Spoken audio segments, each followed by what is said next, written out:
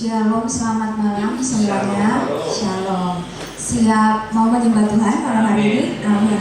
Tapi sebelumnya mari coba salam kanan kiri muka belakang, katakan Anda luar biasa malam hari ini. Luar biasa. Oke, siap. Iya, supaya kita tetap semangat ya memuji Tuhan ya Bapak Ibu Saudara ya. Mari kita mempersiapkan hati kita. Amin. Ya. Kita mau datang ke tempat ini, kita mau bersama-sama dengan Tuhan, kita mau berikan pujian kita yang terbaik untuk Tuhan. Mari sebelumnya kita satu dalam doa. Sungguh kami bersyukur Bapa, kalau malam hari ini kami ada di tempat ini, itu semua karena kasih karunia-Mu. Dan malam hari ini Tuhan, kami mau berikan pujian kami, penyembahan kami yang terbaik hanya untuk kemuliaan-Mu Tuhan. Terima kasih Bapa, dan kami berkata, kami siap memberikan yang terbaik bagi kemuliaan-Mu saat ini Tuhan. Haleluya Yesus Tuhan.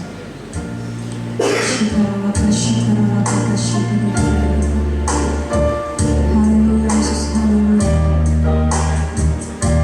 Malam hari ini Tuhan, kami mau berikan pujian kami dari hati kami, kami mau senangkan Engkau saat ini Tuhan. Sebab bersama-Mu Tuhan ada sukacita, bersama-Mu Bapa ada kelegaan, bersama-Mu Tuhan ada pemulihan untuk hidup kami. Haleluya Yesus. Terima kasih Tuhan.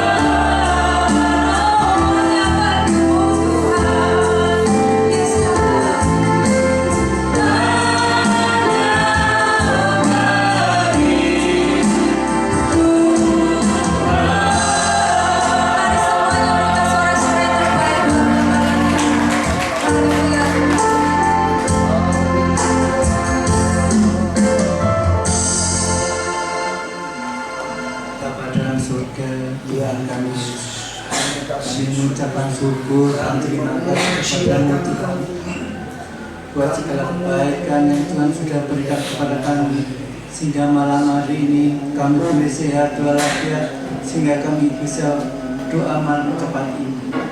Bapa dalam surga, terlebih-lebih Tuhan, anugerah keselamatan yang Tuhan berikan kepada kami semua Tuhan, sehingga Engkau memanggil kami Tuhan.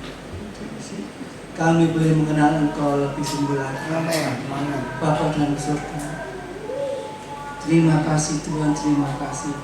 Kami berdoa buat saudara-saudara kami yang dalam pergumulan, mungkin dalam sakit penyakit.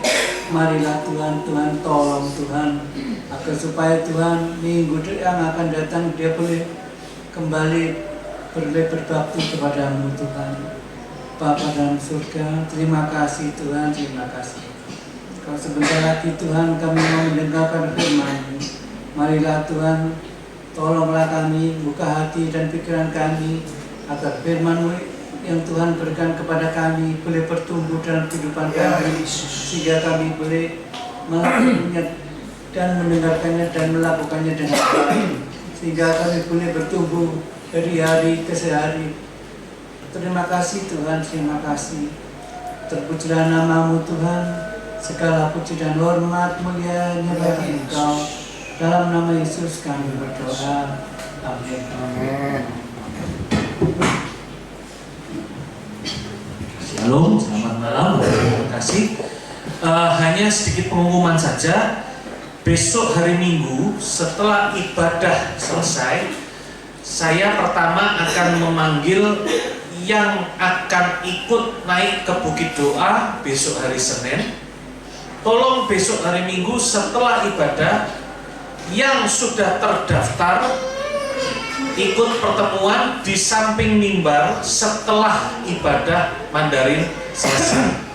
Kemudian untuk anggota KUR yang melayani perayaan Natal kemarin, mulai besok Minggu kita juga akan mulai berlatih untuk persiapan perayaan Paskah. Ya, jadi sudah beda loh ya orangnya sama yang minggu kemarin, karena yang minggu kemarin kita latihan untuk acara rakerda. Puji Tuhan, Tuhan pimpin semuanya berjalan dengan lancar, nama Tuhan ditinggikan dan dipermuliakan.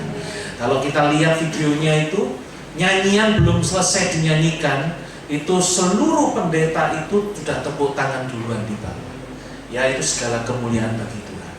Besok Minggu sudah bukan tim lagi yang rakerda, tapi tim yang biasa melayani di ibadah perayaan Natal.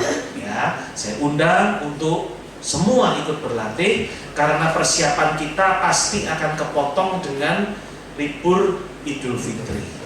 Itu sudah hilang 2 minggu. Persiapan kita juga sangat terbatas, jadi saya mohon kerjasamanya anggota KUR besok Minggu dapat berlatih bersama-sama. Puji Tuhan, malam hari ini kita akan dilayani firman Tuhan yang akan disampaikan oleh hambanya Bapak Pendeta Lukas Widianto. Waktu dan tempat saya persilakan.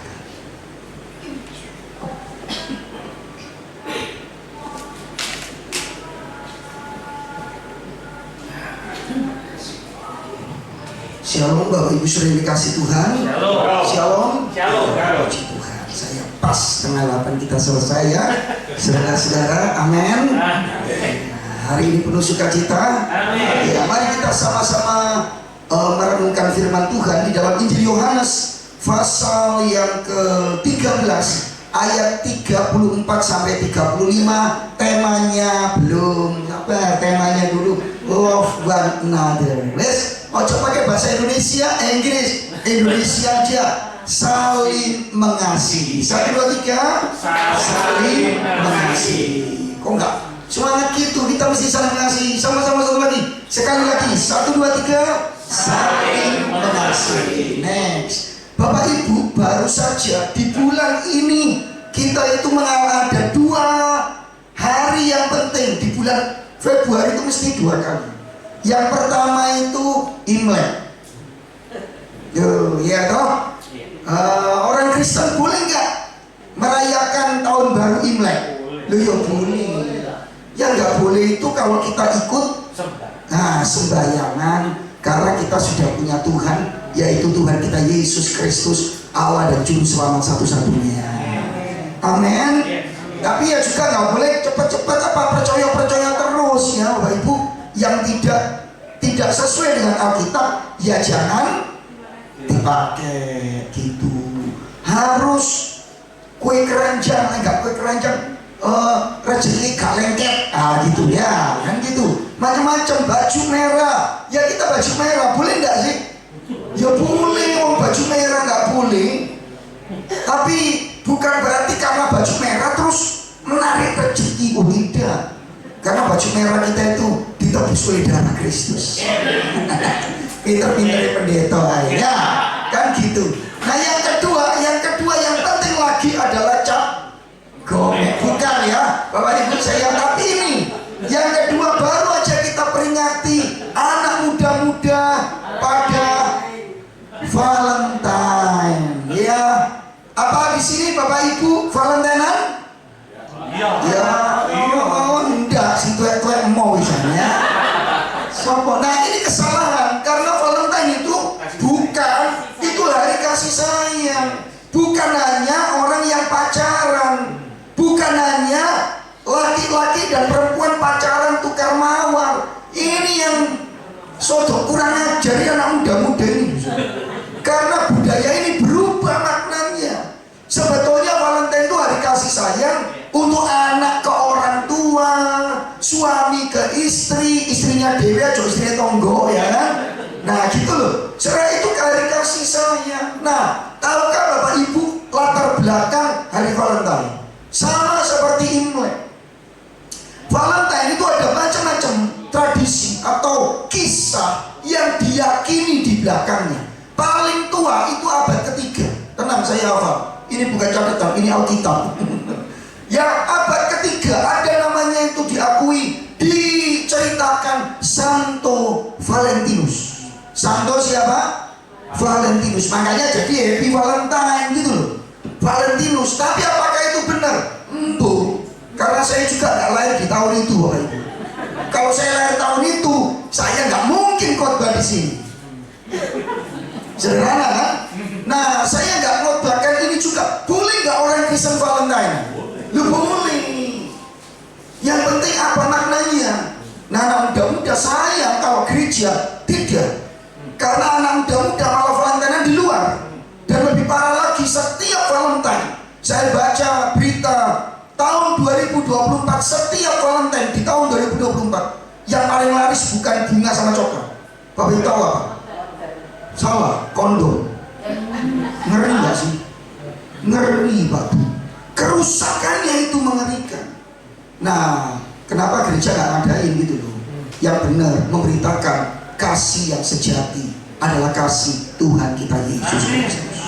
Cuman masalahnya adalah saya nggak khotbah tentang itu ya Bapak Ibu. Kalau ada yang nggak setuju nggak usah konten, ya silakan aja. Itu oke saja. Yang paling penting sebetulnya itu hari kasih sayang. Ada juga tradisi di abad yang kelima, itu yang paling muda, itu katanya ini adalah penyembahan berhala. Oke, kemudian ada kekristenan diubah menjadi hari kasih sayang.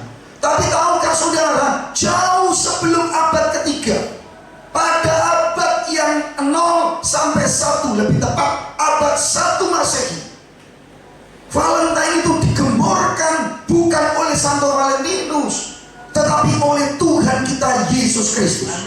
Bukan hanya tanggal 14, tapi setiap hari, setiap waktu, saudara dan saya harus menjadikan hari itu hari kasih sayang. Yang setuju katakan amin. Kita baca Yohanes, nah ini sekarang Yesus sudah ngajarkan. Yuk kita baca sama-sama. Buka Alkitab saudara, di dalam Yohanes 13 ayat 34-35. 30 menit ke depan kita selesaikan 2 ayat ini saja. Mari kita sama-sama membaca. Yang udah ketemu katakan amin. Loh lihat ke depan langsung amin. Ya ada ayatnya bisa. Ngapain saudara bingung gitu ya? Gak enak wis ada ayatnya. Kita baca bersama-sama 1, 2, 3. Aku memberikan perintah baru kepada kamu, yaitu supaya kamu saling mengasihi. Sama seperti aku telah mengasihi kamu, demikian pula kamu harus saling mengasihi. Dengan demikian semua orang akan tahu bahwa jikalau kamu saling mengasihi. Bapak Ibu, kita diperintahkan Tuhan untuk saling mengasihi. Yang setuju katakan amin. Ada 3 kebenaran dari ayat yang sederhana ini. Saya juga menyampaikannya sederhana. 3 kebenaran, gampang diingat. Walaupun Bapak Ibu rambutnya udah ada putihnya, jangan takut karena saya juga banyak putihnya. Ini tak cek. Nanti kalau sudah seperti Hasti ini putih semua, saya putih, tenang aja. Cuma ini tok elek. Wah, langsung buka topi putih aku ya. Ya, walaupun rambut putih, tapi belajar ingat firman Tuhan. Yang setuju ngomong amin. Yang nggak ada rambutnya, nah ini juga ya, tetap harus ingat firman Tuhan. Yang setuju ngomong amin. Lu kok tertawa sama noleh-noleh? Jangan ada yang noleh. Saya juga tidak ngurusi yang begitu ya. Saudara-saudara, it's okay. Yang penting kita hafal firman Allah. Ada 3 kebenaran. Yang pertama, next. Yuk kita baca sama-sama. 1, 2, 3. Saling mengasihi adalah perintah Tuhan Yesus sendiri. Jadi saudara-saudara yang dikasih Tuhan, kita harus yakinkan bahwa saling mengasihi. Yesus ngomong jauh sebelum ada Valentine, jauh sebelum ada orang tukar bunga, Tuhan sudah ngomong, aku memberikan kepada kamu perintah yang baru, yaitu kamu harus saling mengasihi. Yang percaya katakan amin. Dan ini perintah. Next. Walaupun ayatnya itu bukan kata perintah, dalam bahasa lain, bahasa yang keren itu imperatif begitu ya. Kata Yunani yang digunakan bukan kata imperatif. Kata saling mengasihi itu bentuknya bukan imperatif atau kata perintah. Kalau kata perintah itu kan biasanya selalu ditambahlah, kasihilah musuhmu, kasihilah sesamamu, saling mengasihilah, itu perintah. Tapi Yesus enggak, aku memberi perintah baru kepada kamu, yaitu supaya kamu saling mengasihi. Tidak ada kata perintah. Tapi Yesus malah justru ngomong, aku memberi kepadamu, memberi perintah baru kepadamu. Nah Bapak Ibu sudah dikasih Tuhan, ini menunjukkan bahwa mengasihi saudara seiman, mengasihi keluarga, mengasihi orang-orang di sekitar kita, itu adalah perintah Tuhan Yesus. Yang setuju katakan amin. Bukan sekedar perasaan. Karena dunia ini mengajarkan perasaan. Yang pernah jatuh cinta ngomong pernah. Oh ini kawinnya dipaksa. Saya nggak ngomong pernah kan sudah dijodohkan gitu. Saya punya nenek-nenek di rumah karena nenek itu kakeknya sudah meninggal, lalu nenek itu bantu gereja. Sama papi mami saya ditampung. Papi mami saya itu nampung nenek itu sudah berkali-kali, walaupun cuma 1 orang tiap generasi.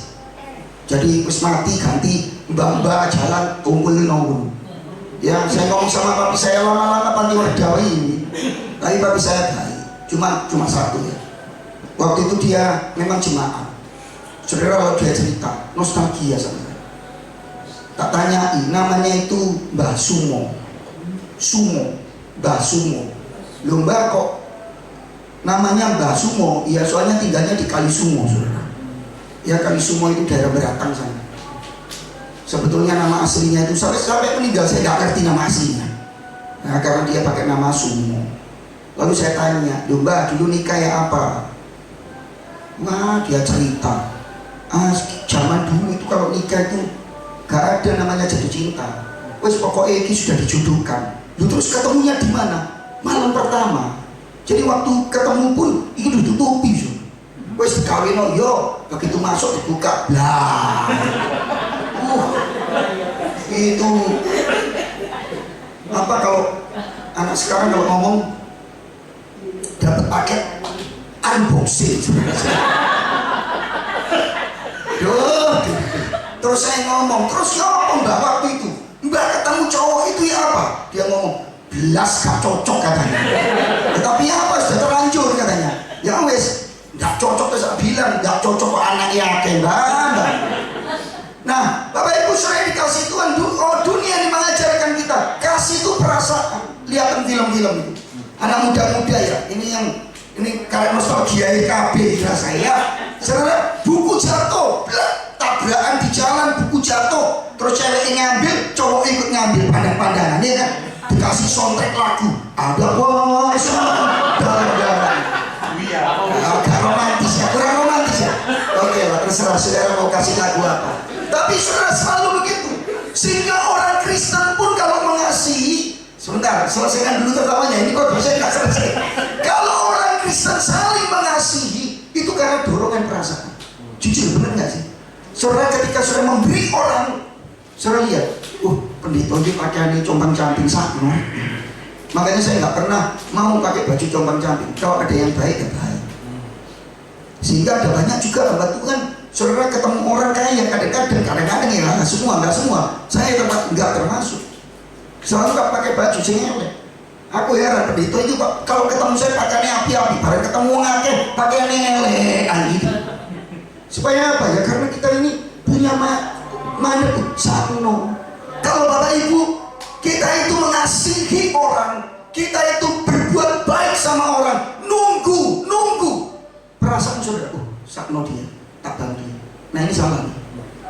Karena mengasihi itu bukan masalah perasaan saudara, tapi mengasihi itu karena Tuhan Yesus yang memerintahkan saudara untuk mengasihi. Yang ngerti katakan. Nanti saya akan tunjukkan yang kedua standar bagaimana kita mengasihi. Di dalam teks ini sudah sangat-sangat jelas, khususnya Yohanes 13. Kita nggak pergi kemana-mana dari Injil Yohanes 13. Cuma saya hanya memberitahu, ini mengasihi itu komitmen, kehendak. Bagi kita yang sudah menikah, Bapak Ibu jangan lagi berkata, saya kok gak lagi deg-degan, lulek deg-degan, itu jenenge jantung kerusak, itu periksa EKG ke dokter spesialis jantung. Iya Pak, sekarang saya lihat istri saya gak deg-degan, malah munak-munak saya Pak, aku kambuh. Loh ya iya Bapak Ibu, waktu dulu kita ketemu kok Hansi sama Cili ini, yang ketemu mesti waktu dulu masih muda. Lalu sekarang kan rapi-rapi nih. Pulang tanya kok Hansi berarti ganti kaos kesenangan nih, sesuai tetap tinggal aja kan gitu. Loh kongko kan gitu, termasuk saya ini. Saya punya kaos kesayangan.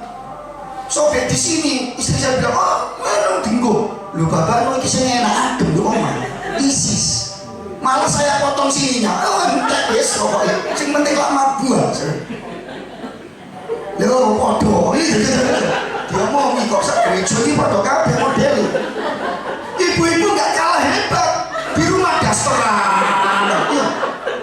Sudah dasteran itu mandi itu loh belum tentu 2 hari sekali. Nah ini yang bahaya, yang nggak boleh ini. Bapak Ibu sudah dikasih Tuhan. Kalau kita waktu pacaran, saya sebagai pendeta, saya 28 tahun jadi gembala. Konseling pranikah, saya tanya, kamu cinta dia enggak? Tidak, lu jangan nikah. Kalau kamu belum pernah jatuh cinta, jangan nikah. Saya serius ini. Ada yang maksa, Pak, saya enggak cinta dia loh. Ya sudah, gak boleh nikah. Konseling lagi, saya tetap gak cinta dia. Terus saya langsung ngomong, tapi kamu tetap nikah ya? Iya, saya kasihan. Saya bilang sama dia, tidak bisa. Harus cinta. Istrinya, kamu cinta sama dia? Cinta mati Pak gitu. Mau istrinya berapi-api, suaminya kayak es batu, cuma mau nikahi. Nah ini kan aneh, dia nggak cinta tapi mau nikahi, saya yang nggak boleh. Sampai akhirnya dia tetap maksa. Ya saya ngomong, kamu bikin surat pernyataan bahwa kamu akan belajar mencintai dan terus akan mencintai dan tidak boleh berpisah kecuali mau, tanda tangan pakai materai. Dan ini dia tulis di hadapan Tuhan.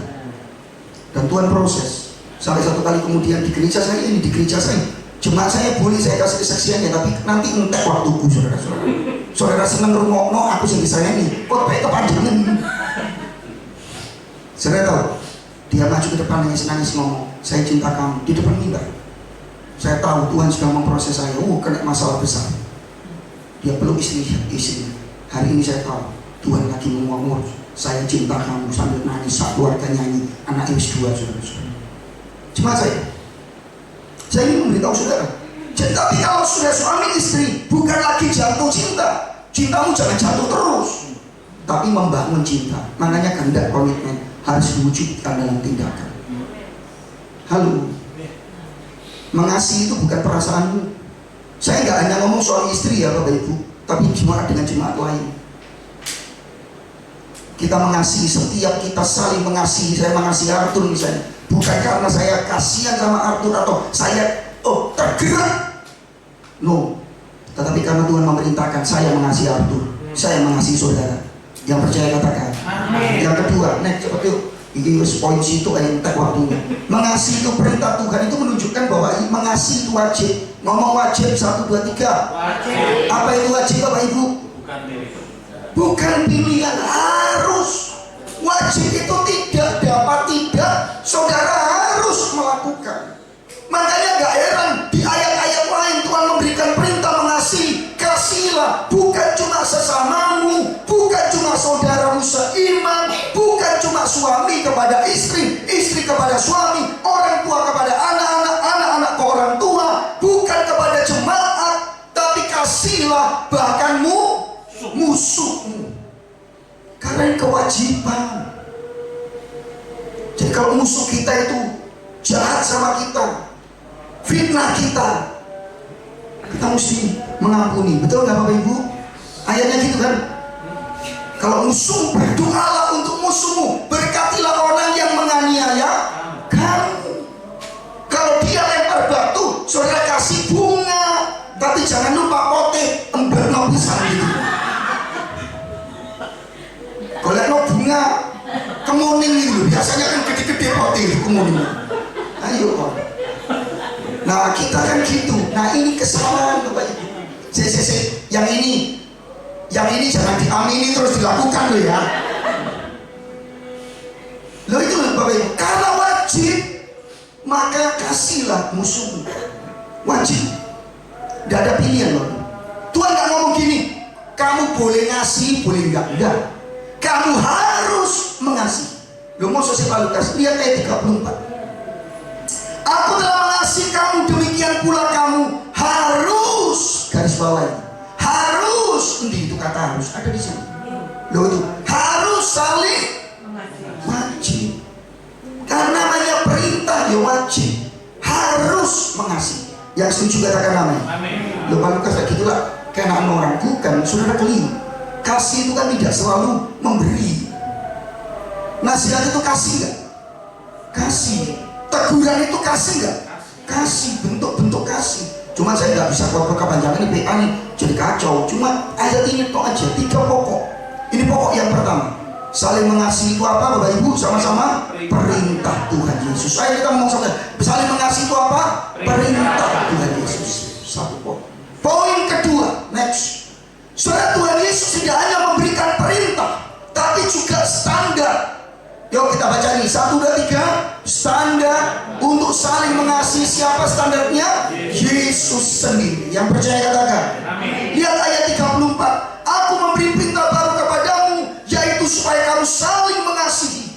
Nih baris berikutnya, sama seperti aku telah mengasihi kamu, demikian pula kamu harus wis. Kembalikan. Yang kedua, standarnya adalah saling mengasihi itu Yesus Kristus yang mengasihi kita. Seperti Kristus mengasihi murid-murid, demikianlah saya dan saudara harusnya saling mengasihi. Yang percaya katakan amin. Gambarnya di depan gambar apa Bapak Ibu? Ojo sampai kamu sing teriak spa. Ya kalau kita kepijat kan dicuci dulu kakinya gitu ya. Nah ini bukan Yesus lagi mencuci kaki. Nah itu konteksnya. Lihat pasal 13. Yesus sedang mencuci kaki murid-murid. Next. 2 kali, apa-apa. Tuhan Yesus hanya memberikan perintah, tapi dia memberikan ukuran. Sekali lagi, bagaimana kita saling mengasihi? Apa ukurannya Pak Lukas? Mengasihi seperti Yesus mengasihi. Yuk kita ngomong sama-sama. Saya harus mengasihi seperti Yesus mengasihi. 1, 2, 3. Saya harus mengasihi seperti Yesus mengasihi. Yang percaya katakan amin. Next. Seperti apa Pak Lukas? Saya akan ngejar-jar. Paling tidak banyak Bapak Ibu. Yesus mengasihi itu berulang-ulang di pasal 13 bahkan sampai pasal 17. saya akan memilih 3 saja. Dan 3 itu yang paling penting di pasal 13. Yang pertama, yuk kita lihat pasal 13 ayat 1. Saya bacakan untuk saudara. Gak usah dikeluarkan ayatnya karena saya nggak catatkan untuk saudara. Saya bacakan. Yohanes 13 ayat 1. Saudara kan konteksnya. Sementara itu sebelum hari raya Paskah mulai, Yesus telah tahu bahwa saatnya sudah tiba untuk beralih dari dunia ini kepada Bapa. Perhatikan ini. Sama seperti ia senantiasa mengasihi murid-muridnya. Saya ulangi. Sama seperti ia senantiasa mengasihi murid-muridnya, demikianlah sekarang ia mengasihi mereka sampai kepada kesudahan. Terima kasih Kak. Doa. Saudara-saudara yang dikasihi Tuhan, yang pertama, kembalikan ke khotbah saya. Yang pertama, seperti apa mengasihi itu? Mengasihi senantiasa. Yuk kita ngomong sama-sama, mengasihi senantiasa. 1, 2, 3. Mengasihi senantiasa. Saudara, yang mengasihi senantiasa itu sebuah kasih yang tanpa syarat.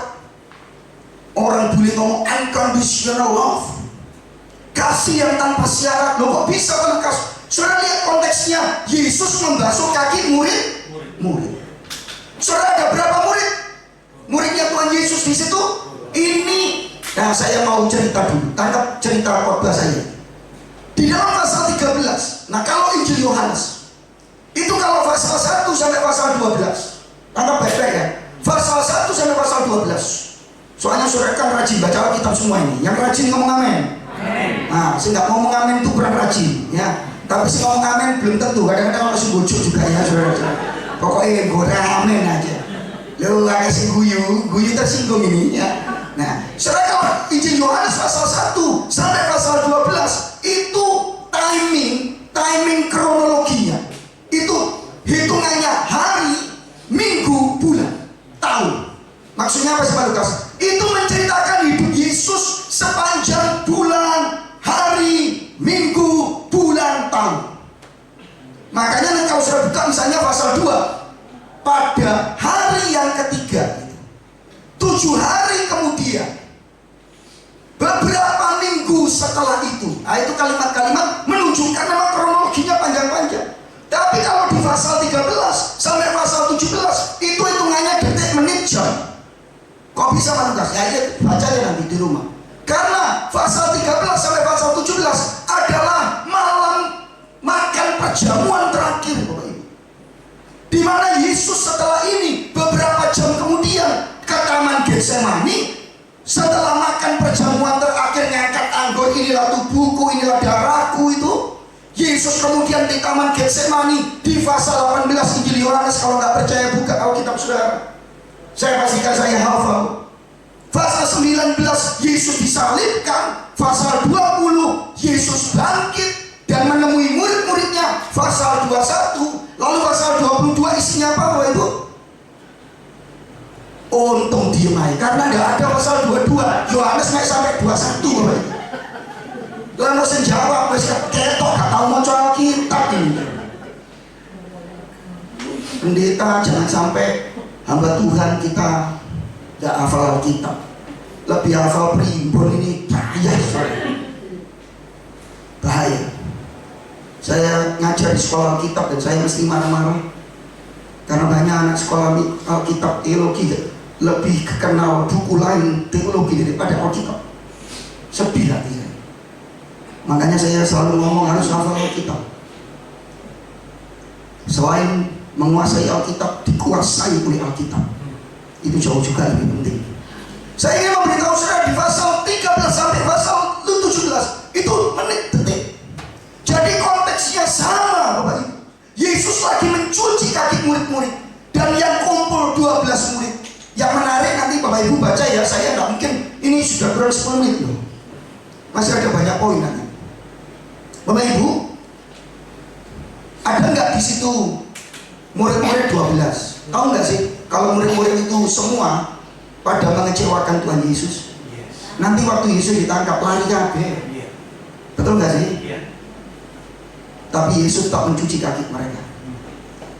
Karena Yesus mengasihi tanpa syarat. Yesus mengasihi terus walaupun orang-orang ini mengecewakan Yesus. Di situ ada Petrus, lihat ayat yang ke-6. Saya masih hafal ayat 6. Saya bacakan ya untuk saudara, nggak usah dibuka, kesuwen nanti balik menaik ke khotbah saya.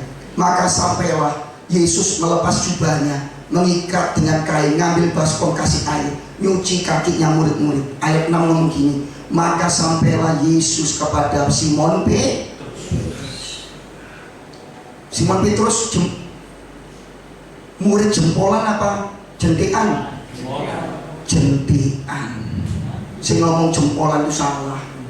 Saya nyangkali Tuhan Yesus 3 kali sopo? Loh, katai jempolan kok nyangkali? Saya tanya, waktu Yesus cuci kaki murid-murid, Yesus tahu nggak Petrus mau menyangkali Yesus? Tahu. Kalau tante, oma, ibu, bapak semua pengen tahu, betul tak omongannya Pak Lukas? Baca terus. Lihat ayat 36 kalau saya nggak salah. Loh, ayat 36 judulnya apa? Yesus memperingatkan Petrus. Yesus, kamu mau kemana kok ngomong? Aku pergi, kamu nggak bisa ngikut aku. Petrus nyamuk, guru, jangankan ngikut engkau, nyawaku kuberikan kepadamu. Yesus langsung ngomong terus terang, Petrus, nyawamu kau berikan ke aku.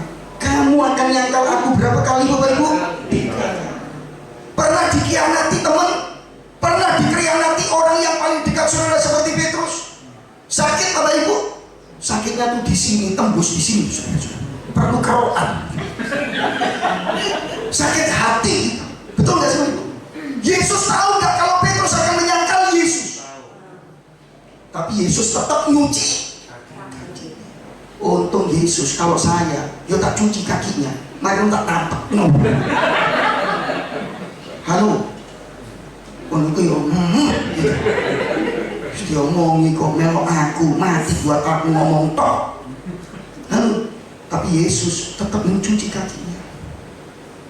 Kalau saudara baca pasal 13 ayat 2, bukan cuma Petrus yang ada di sana. Lebih dari itu adalah Yudas Iskariot. Ayat 2. Mereka sedang makan bersama dan iblis telah membisikkan rencana dalam hati Yudas Iskariot. Berarti Yudas Iskariot ada Bapak Ibu? Ada. Yesus tahu nggak Yudas Iskariot akan mengkhianati dan kemudian menyerahkan Yesus itu disalib? Tahu nggak Bapak Ibu? Tahu. Karena ayat 21, Yesus itu setelah membasuh kaki murid-muridnya, dia mengingatkan Yudas, aku tahu di antara kita ada yang akan menyerahkan aku. Kalau kamu mau menyerahkan aku, lakukan saja. Ngomong ke Yudas. Saya tanya, waktu Yesus mencuci kaki murid-murid, kakinya Yudas yang mengkhianati, dicuci nggak? Dicuci. Karena kasih Yesus, kasih tanpa syarat. Nah kalau kita kalau ngasih orang, saya tak tanya ini, saudara kalau mengasihi orang, berbuat baik sama orang, yang nyebelin apa yang baik? Yo, dia ngomongin. Nanti lihat pembagian sembako, mesti nomor 1. Tapi nggak setia. Ada di jemaat gitu. Kalau di sini udah ada, paling 1, 2, 3, 4, 5, 6, 7, 8. Enggak 9, 10, 11 gitu loh. Di sini nggak ada. Tempat saya itu nyebelin. Tapi kalau ada makan-makan nomor 1, pendeta belum ngambil nasi, dia sobat semua, separuh untuk kabel bisa. Ngeri. Tak ngomongin, yang gitu itu dikasih nggak ya? Halo Bapak Ibu. Saya tanya saudara, kalau saudara memberi orang yang baik sama saudara, apa yang nyebelin saudara? Kita selalu yang baik. Yesus minta, bukankah saya dan saudara adalah orang yang nyebelin Tuhan Yesus? Kita nggak lebih baik dari para rasul? Kita itu ngomongin yo tahun ini saya akan setia kepada Tuhan. Mari ngomong kaketo sampai Natal berikutnya. Halo. Tapi Tuhan tetap terus mengasihi saudara. Dia nggak bisa nggak setia. Yesus mencuci kaki. Pertanyaan saya, apakah kita punya kasih yang seperti ini? Kita mesti ngamuk-ngamuk sama suami kita, lihat suami kita nggak nurut sama kita. Dulu suaminya singa, macan, harimau. Setelah nikah sama saudara malah jadi kucing. Iyo man.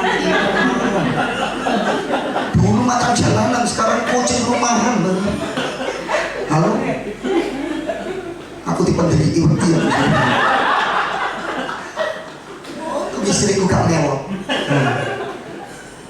Tidak, saya tetap macan sudah. Kalau di luar, saya hanya ingin memberitahu saudara, kita itu loh susah sekali mengasihi orang yang gak menyenangkan kita. Tapi Yesus memberi teladan kita untuk mengasihi tanpa syarat dan percaya katakan amin. Oh dulu, cobalah saudara-saudari, apakah kita bisa mengasihi seperti Yesus? Tidak bisa memang tanpa Yesus. Tapi saudara dan saya sudah dikasih tanpa syarat. Yang percaya katakan. Waktu saya tinggal 3 menit. Yang kedua, next cepat aja, Bapak. Mengasihi dengan perbuatan. Sama-sama 1, 2, 3. Mengasihi dengan perbuatan. Ojo omong tuh. Duh saknoni, karo nyakeli dompet. Duh saknoni. Duh saknoni, tapi nggak ikut apa-apa di Mandarin. Kalau kita punya kasih, kita nggak mungkin nggak bergerak. Saudara bisa melayani tanpa kasih. Tapi saudara tidak mungkin tidak melayani jika saudara memiliki kasih.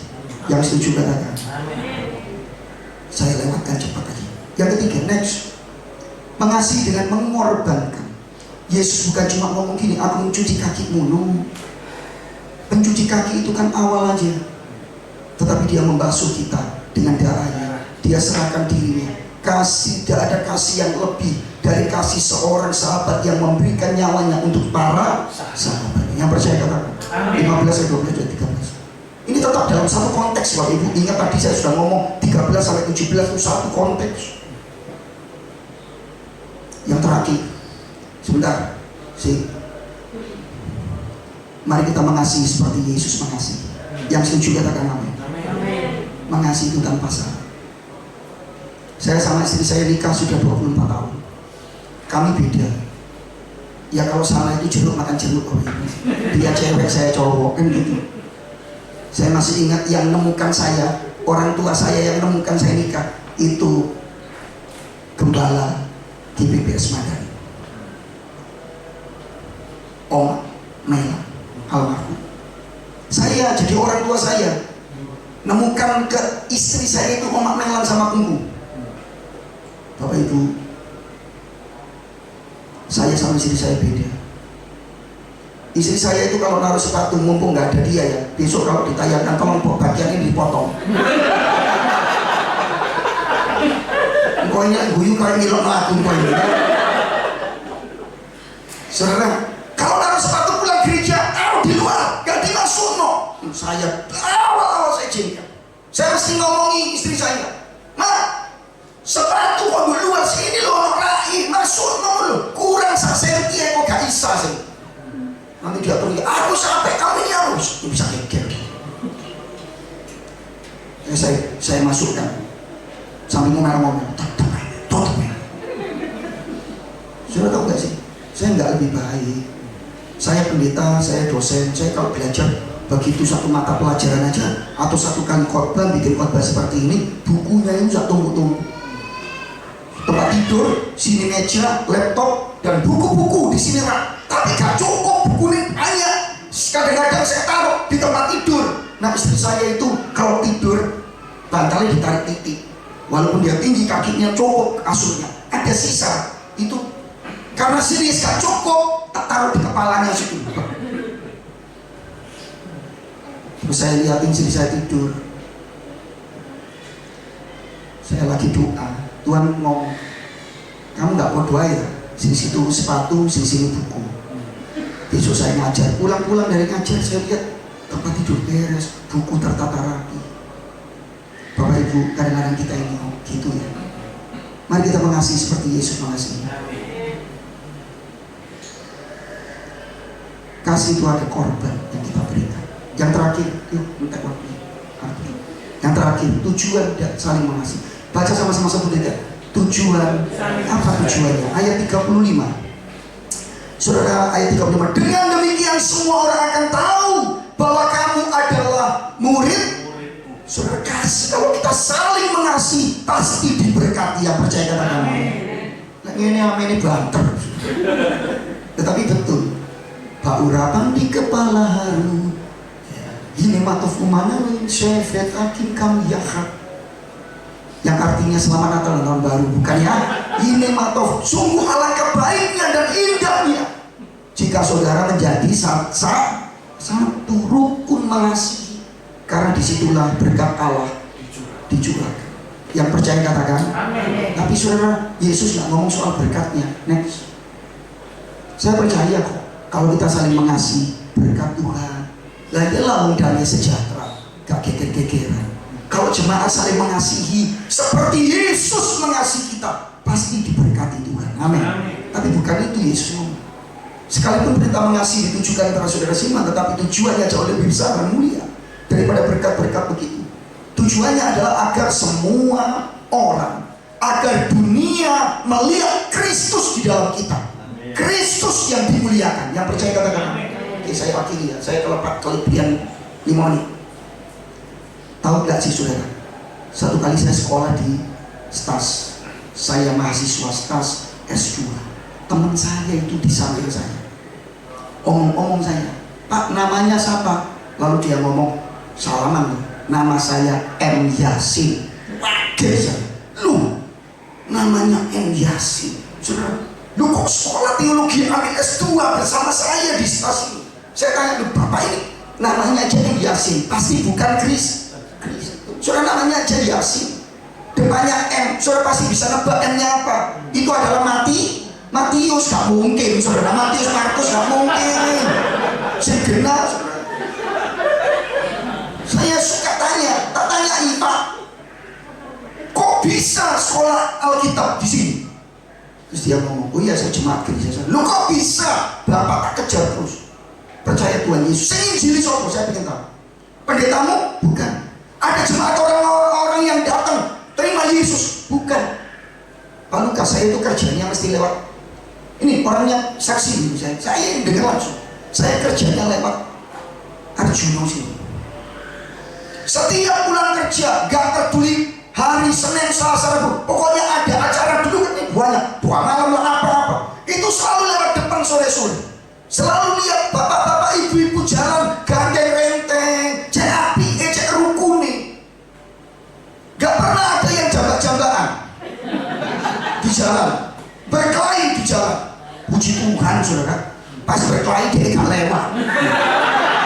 Jangan-jangan atau berkelahi malah di dalam ya, jangan-jangan. Gak kumanan voucher makan aja ngamuk. Ya, Bapak Ibu tahu. Lalu Pak Lukas satu kali saya ingin tahu kenapa kok bisa gitu. Dia masuk ke gereja ini, sawah, 3:30 sore. Dia datang dengan mobil taruh di depan. Saya kaget Pak Lukas. Saya turun mobil, yang nyambut tamu nih, Asri. Puji Tuhan hari itu ya, senyumnya itu dari sini mau sobek sampai sini. Salami oleh Asrinya, lalu saya dituntun Pak, cari tempat duduk. Saya duduk sendirian. Gak lama Pak, itu cuma beberapa menit. Gak lama, ada bapak-bapak datang sama ibu-ibu. Ada Alkitab, dan ada dipinjemin Alkitab. Bukan cuma itu, saya kan dirian Pak asing. Bukan cuma dipinjami Alkitab, saya ditemani jemaat situ pakai baju putih-putih, duduk di samping saya sampai ibadah selesai. Ditanya nama rumah di mana. Sampai heran-heran saya, kok bisa ya ada orang gini? Kok bisa ya ada orang yang orang asing dianggap adalah warganya, keluarganya. Dan sejak itu saya mendengar Injil, kemudian percaya Tuhan Yesus Kristus dan sekolah Alkitab. Saudara, kalau kita saling mengasihi, kalau kita menunjukkan kasih kita kepada dunia ini, maka Kristus, dunia akan tahu saudara dan saya adalah murid-murid Kristus. Bayangkan kalau misalnya 3 ton saudara, sampai kabupaten jalan itu, tapi di jalan omongannya Pak, kebun binatang keluar semua. Berkelahi suami istri, sing istri giwangi salib, kalungi salib, cincin salib, sing laki baju salib, kaos dalem salib gede. Tapi gegeran di depan gitu. Halo, sudah gitu pakai nama Tuhan beri. Tak kutuk kamu di dalam nama Tuhan Yesus. Ya Allah, apakah bisa itu? Dunia lihat kalau kita murid Kristus. Mari kita mengasihi, itu perintah Tuhan. Mari kita mengasihi seperti Kristus sudah mengasihi kita. Menerima kita apa adanya, mengasihi kita dengan perbuatan, mengasihi kita dengan korban. Dan dan jadilah saksi Kristus. Kita bangkit berdiri, kita nyanyikan satu pujian. Kasih dari surga memenuhi tempat ini, dan kita berdoa kepada Tuhan.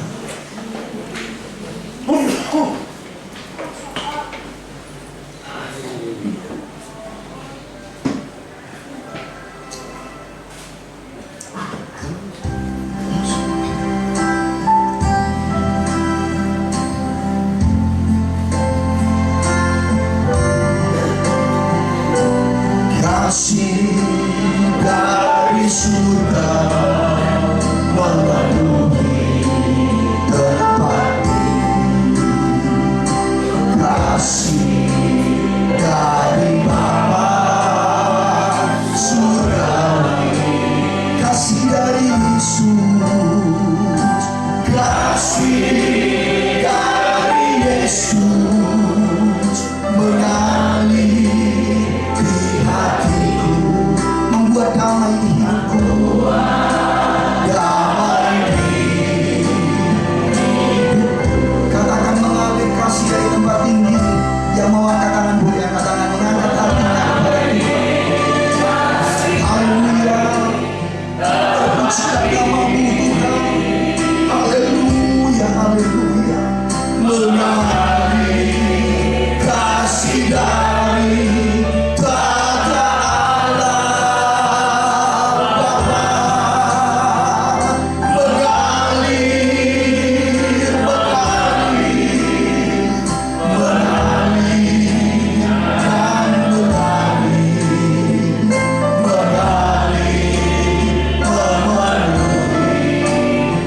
hidup. Saudara yang dikasihi Tuhan, siapa yang mau mengasihi dengan sungguh-sungguh, siapa yang sulit mengampuni, pengen mengampuni seperti Kristus sudah mengampuni kita. Kita mengasihi seperti Kristus sudah mengasihi kita. Kita mau belajar mengasihi keluarga kita, mengasihi semua orang di sekitar kita. Kasih Kristus itu menguasai hidup kita. Kita akan nyanyikan refrennya. Saya ajak kita angkat tangan kanan sama-sama, dan kita akan berdoa untuk firman Tuhan. Mengalir kasih di tempat ini, mengalir kasih dari tempat ini. Ajar kami Tuhan, mampukan kami Bapa. Mengalir kasih dari tata Allah Bapa. Katakan mengalir, mengalir. Jamah hati kami, kuasai hidup kami oleh kasih-Mu Tuhan. Perkataan, perbuatan kami mengalir, memenuhi hidupku, mengalir memenuhi hidupku, mengalir memenuhi hidupku.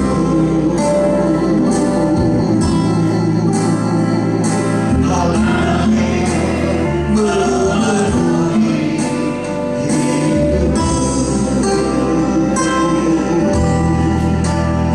Bapa di dalam surga, kami berdoa setiap kami, biarlah firman-Mu tidak berlalu begitu saja, tetapi kuasa Roh-Mu yang menjamah kami Tuhan. Kami mengangkat tangan karena kami berserah penuh. Kami merasa nggak mampu Tuhan tanpa kasih dan anugerah-Mu. Topang kami, tolong kami, ubah kami yang keras jadi lemah lembut, yang sulit mengampuni diberikan kekuatan untuk mengampuni dan melepaskan pengampunan.